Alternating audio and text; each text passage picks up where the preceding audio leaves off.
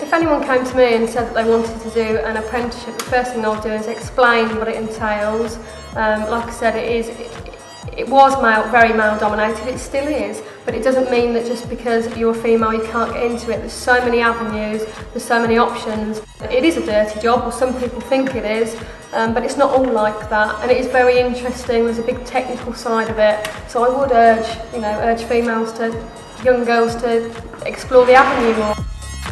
But actually in the office, a trainer, I've actually got a girl trainee sort of thing, like a girl trainee estimator who's just, and I'm very pleased to say over the last 2 years she's actually finished her 2 years and she's got complete distinctions right the way through.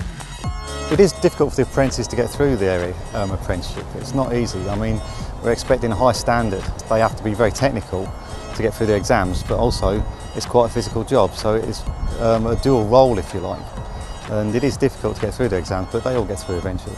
And I think nowadays with technology, more children, they're not quite aware of these practical ideas. They're more in the rooms with computers and TVs, etc. And what we're trying to do is, what I like to do closely, and this is my dream, it's my view, I'd like to get working closely with the Northampton local schools with a view to getting in, meeting the schools and actually speaking to the teachers and the children to give them some sort of idea so they can see a career path in the engineering and the electrical and mechanical building services line.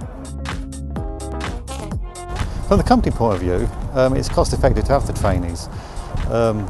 Although, like I say, you've got the costs of their wages and the time taken to train them.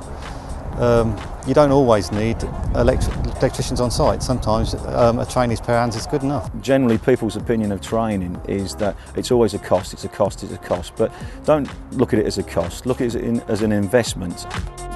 I will personally not only look after the employers and sort out any problems they have with training or any queries, but also with the apprentices. So I look after them, make sure they get through their training. We supply books, liaise with the colleges to make sure they've got no problems and their training's going well. And obviously the whole main point of it is from getting from the start to the end to be qualified electricians.